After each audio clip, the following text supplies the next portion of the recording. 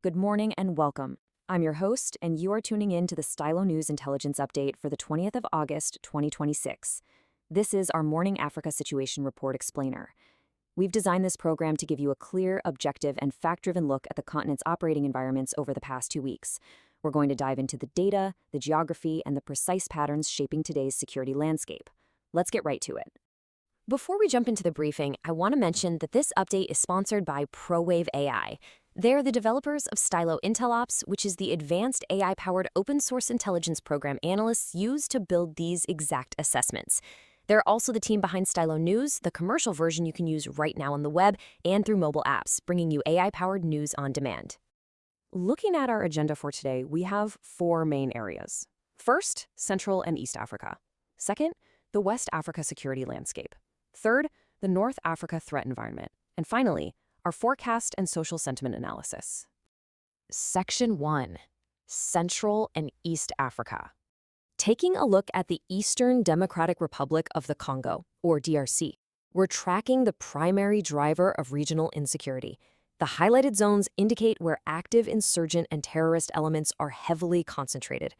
Our intelligence consistently shows that the DRC is really the decisive theater right now.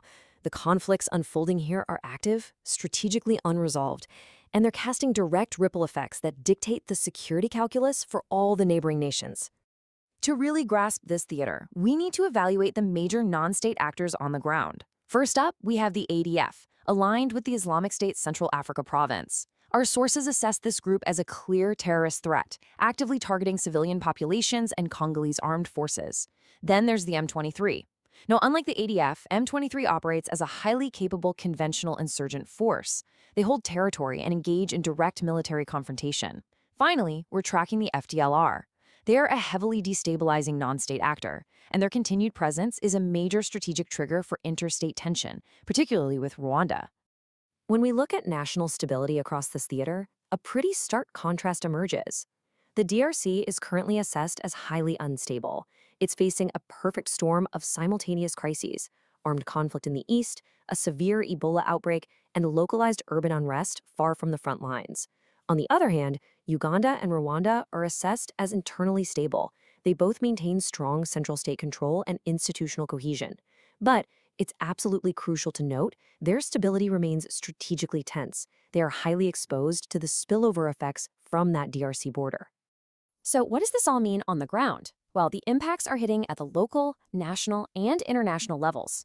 Locally, that severe Ebola outbreak in the DRC is adding immense pressure to an already weak state capacity, completely complicating military, humanitarian, and diplomatic logistics. Nationally, we're tracking significant unrest. For example, there was a recent protest involving over 10,000 vendors in Lubumbashi over market evictions, which really highlights governance fragility well beyond the actual conflict zones. And internationally, these combined stressors are placing severe strain on the Washington Peace Agreement, adding to the fragility of international conflict management efforts. Moving on to Section 2, the West Africa security landscape. Looking across West Africa, we're observing deep structural fragility spanning Mali, Niger, and Nigeria. Militant Islamist violence is demonstrating an expanding operational reach over this reporting period. The security environment here is heavily defined by contested state control, military realignments, and overlapping areas of insurgent operation right across international borders. We're tracking 3 primary networks that define the key threats in this region. First is JNIM, an al-Qaeda-aligned network. They're showing dynamic operational capability, aggressively pushing southward from their traditional strongholds in Mali. This was recently seen in coordinated assaults on fixed military targets, like the base at San. Second, the Islamic State West Africa Province, or ISWP, is sustaining a highly aggressive operational tempo, concentrated heavily around the Lake Chad Basin. Lastly, Boko Haram remnants are still operating, though their activity right now is mostly localized within northeastern Nigeria. When comparing the national stability of key states here, we see distinct vulnerability profiles. Mali is assessed as unstable. The state frequently contests territory, but it simply cannot dominate the rural spaces where JNIM operates freely. Nigeria, by contrast, is assessed as partially stable. Federal control and core national institutions remain firmly maintained from the capital, Abuja. However, the state is still dealing with persistent, localized vulnerabilities and peripheral instability in its northwest and northeast corridors. Next up, Section 3, the North Africa Threat Environment.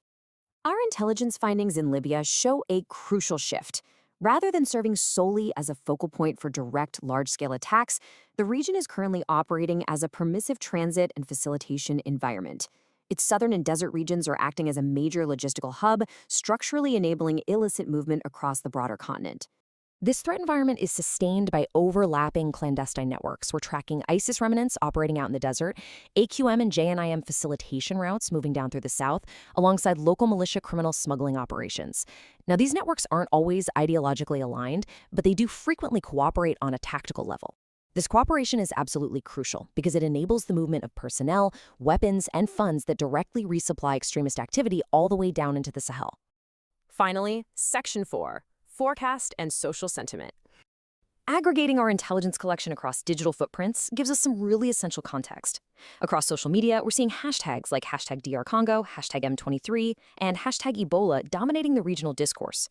The public framing consistently identifies the DRC as the absolute epicenter of continental insecurity. Furthermore, among key decision-makers and regional leaders, we're tracking a rising rhetoric calling for African-led defense missions. This is a viewpoint broadly supported by local populations.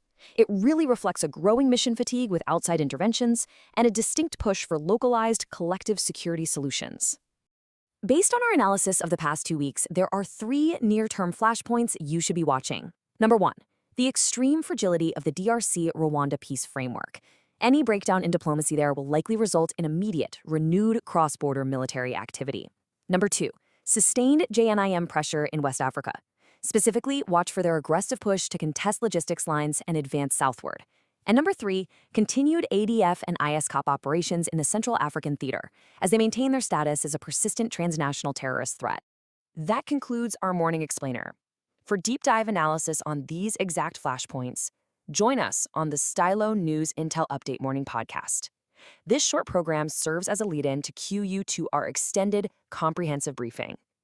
But as these clandestine networks adapt and peace frameworks fracture, the ultimate question remains: will regional actors step up to secure their borders, or will these localized flashpoints ignite a broader continental crisis? We appreciate you joining us today for this impartial, fact-driven assessment. To ensure you are always informed, subscribe for AI-powered news on demand at stylonews.com.